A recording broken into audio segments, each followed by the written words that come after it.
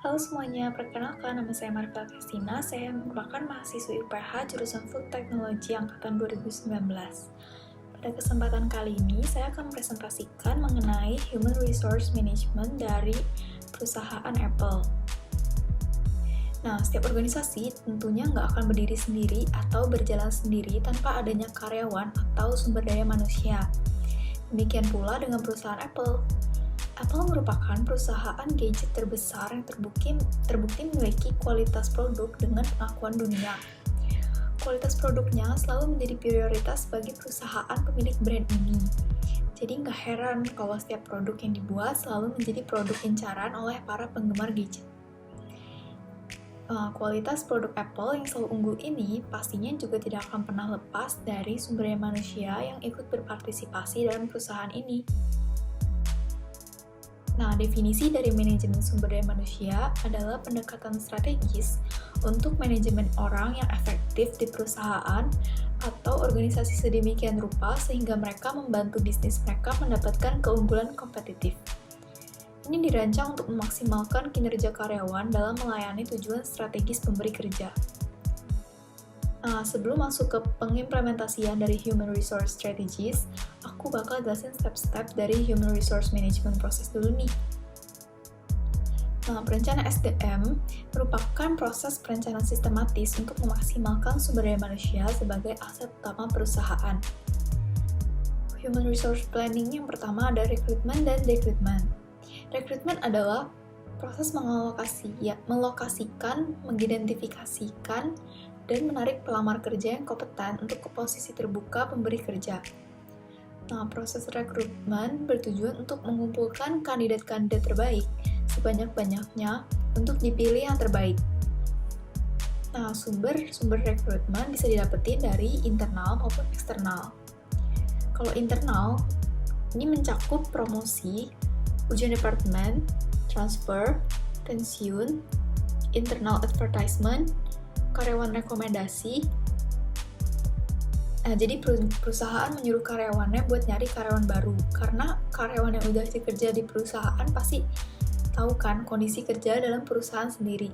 Jadi dia akan menyarankan orang-orang yang bisa menyesuaikan diri dengan situasi tersebut.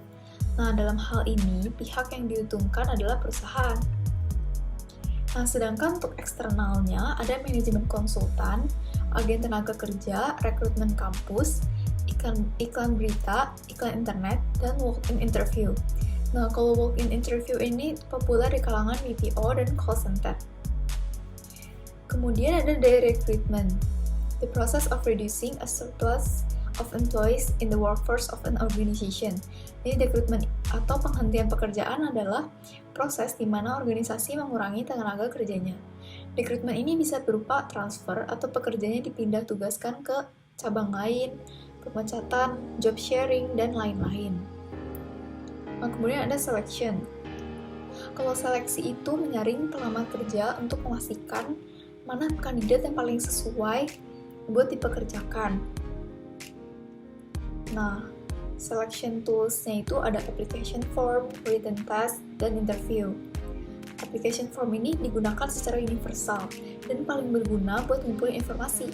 Tes tertulis ini termasuk tes kemampuan calon pekerja, kecerdasan, bakat, bisa berupa tes kepribadian, tes bakat, minat, dan lain-lain. Nah, kemudian kita lanjut ke orientasi. Orientasi ini untuk memperkenalkan karyawan baru ke pekerjaan dan organisasinya. Lalu kemudian berlanjut ke step training. Kalau training dilakukan oleh perusahaan untuk melatih potensi karyawannya. Training ini mempunyai manfaat untuk memiliki tenaga kerja yang ahli dan terampil, kemudian meningkatkan efisiensi dan efektivitas kerja, serta meningkatkan produktivitas kerja. Nah, lalu ada performance management. Merupakan proses di mana atasan atau supervisor memastikan bahwa staff-staffnya bekerja dan menghasilkan hasil pekerjaan yang sesuai dengan strategi dan goal perusahaan. Nah, performance management ini memegang peranan kunci dalam mencapai keunggulan yang kompetitif. Kemudian performance management ini proses yang terus-menerus berlangsung supaya perusahaan dapat melakukan continuous improvement. Jadi atasan perlu menjalankan proses evaluasi kinerja sebagai bagian dari peningkatan kerja dari staf-stafnya. Lalu ada compensation and benefits. Kompensasi dan tunjangan merupakan faktor yang sangat berpengaruh dalam sebuah perusahaan. Sistem ini merupakan salah satu bagian yang terpenting dari keseluruhan rangkaian HR Management Strategy. Faktor yang satu ini menjadi salah satu pemicu utama bagi karyawan dalam menentukan langkah karirnya ke depan, dan bagi perusahaan adalah penentuan langkah strategis perusahaan ke depan.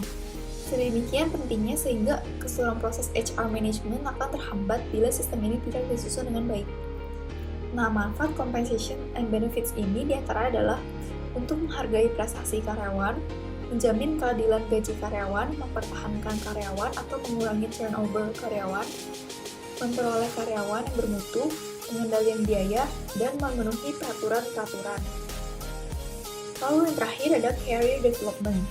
Career development merupakan pengembangan yang efektif dari talenta yang ada, serta kepuasan terhadap kebutuhan pengembangan secara spesifik bagi karyawan. Selain itu, career development juga bertujuan untuk meningkatkan performa keseluruhan dari organisasi, meningkatkan loyalitas dan motivasi karyawan, serta membantu menetapkan kebutuhan training di masa mendatang. Lalu, implementation human resource strategies di perusahaan Apple. Yang pertama ada recruitment and selection. Jadi Apple berfokus pada tujuan utamanya untuk merekrut kandidat berbakat dan tepat. Proses seleksi yang dijalankan Apple didasarkan pada komunikasi verbal dengan mengidentifikasi orang untuk berpikir out of the box dan siap untuk berkomitmen pada perusahaan.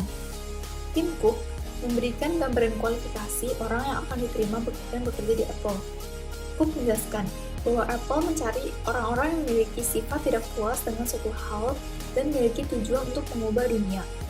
Cook juga mengungkapkan bahwa Apple tidak melakukan tes terhadap karyawannya. Dia mengakui memang sulit untuk menyaring calon pegawai, namun saat dirasa seseorang itu tepat, maka dia yang akan dipilih. Apple memiliki 10-12 orang yang melakukan wawancara terhadap seorang kandidat. Nah, nantinya masing-masing dari pewawancara itu akan memberikan pandangan mengenai kandidat tersebut. Cook juga menuturkan bahwa dari wawancara tersebut, seorang kandidat tidak harus memiliki cara pandang yang sama dengan dirinya, ataupun masing-masing pewawancara tersebut. Namun pria ini menegaskan bahwa seorang kandidat harus mampu mempertahankan pandangannya. Cook memungkaskan, kami mencari seorang jenius yang memiliki suatu pandangan dan mau mempertahankan pandangannya itu, sekaligus ingin mengubah sesuatu dan menjadikannya lebih baik. Apple melakukan rekrutan sesuai dengan ADA, American with Disabilities Act, bersama dengan implementasi yang kuat dari Equal Pay Act, Civil Rights Act, Congressional Accountability Act, dan peraturan perundang-undangan lainnya yang ditetapkan oleh pemerintah Amerika Serikat. Jadi jenis wawancara yang dilakukan oleh Apple ini adalah face-to-face atau tatap muka. Wawancara ini mencakup pertanyaan-pertanyaan relevan dengan pekerjaan yang difokuskan. Anggota wawancara harus mengisi formulir evaluasi wawancara untuk setiap pelamar yang diwawancarai. Ini akan diserahkan ke Departemen Sumber Daya Manusia. COO meninjau komite pencarian untuk semua karyawan baru untuk level manajer proyek. Nah, lalu yang ketiga ada orientation. Apple mengatakan bahwa orientasi itu bukan sekedar orientasi, tapi merupakan sebuah sambutan. Menunjukkan value karyawan baru sejak mereka masuk dan merencanakan kedatangan mereka. Nah, Apple menginginkan karyawan barunya merasa bebas, dalam arti tetap mengikuti prosedur aturan perusahaan, namun dapat bebas menyampaikan pikiran, ide, atau gagasan yang dimiliki oleh karyawan barunya. Apple juga nggak memaksa karyawannya untuk datang ke perusahaannya setiap harinya. Lalu untuk training, Apple nggak mempersiapkan program pelatihan, tetapi karyawan didorong untuk belajar sendiri. Jenis pembelajaran ini memungkinkan karyawan menerima pengembalian luar biasa yang berkontribusi pada pengembangan perusahaan. Tantangan yang dialami selama proyek mendorong karyawan untuk menjadi proaktif tentang apa yang akan terjadi keesokan harinya. Karyawan Apple dapat belajar sendiri tanpa pelatihan, Strategi ini memungkinkan perusahaan untuk membina dan mengembangkan talenta yang membuat perusahaan meraih pengakuan internasional. Jadi Apple menjalankan pelatihannya di rumah sepanjang tahun. Para karyawan diajarkan tentang emosi manusia yang positif dan negatif. Di mata Apple, hal negatif tidak boleh dilakukan. Apple juga memperdalam hal positif dalam hubungan antar karyawan, seperti memberikan tanggapan tanpa rasa takut, ketimbang terbuka mengkritik satu sama lain. Nah, program training dan pengembangan yang sesuai untuk tim manajemen Apple mencakup poin-poin berikut. Yang pertama ada penerapan sistem informasi manajemen. Kemudian yang kedua ada memberikan instruksi tambahan untuk bekerja dengan information systems atau sistem informasi. Lalu penyelenggaraan seminar dan pelatihan tambahan oleh human resource managers. Lalu mempraktikkan pengetahuan dan keterampilan baru. Kemudian yang terakhir ada merefleksikan skill baru ke dalam proyek kreatif. Lalu yang kelima ada performance management, untuk mengevaluasi seberapa baik karyawan mengerjakan pekerjaan mereka ketika dibandingkan dengan satu set standar. Apple melakukan tinjauan kinerja triwulan atau 3 bulan sekali. Contohnya adalah Apple meminta supplier praktikan akhir untuk memberikan laporan triwulanan dari 23 indikator kinerja utama atau Key Performance Indicator. KPI ini memberikan gambaran yang lebih banyak tentang kinerja tanggung jawab sosial, termasuk statistik yang terkait dengan lembur karyawan, pelatihan, cedera, kondisi hidup, keluhan, pergantian karyawan, dan banyak lagi. Keuntungan dari adanya KPI ini adalah Apple dapat mengevaluasi bagaimana kinerja karyawan telah berubah selama kuartal sebelumnya, dan Apple dapat membandingkan hasil mereka dengan karyawan yang serupa. Khususnya, data ini adalah elemen kunci dalam tinjauan kinerja Apple dan membantu memutuskan apakah akan memberi penghargaan pada bisnis masa depan. Lalu yang keenam ada compensation and benefits. Apple sangat royal dalam menggaji karyawannya. Tambahkan nih, para karyawan magangnya.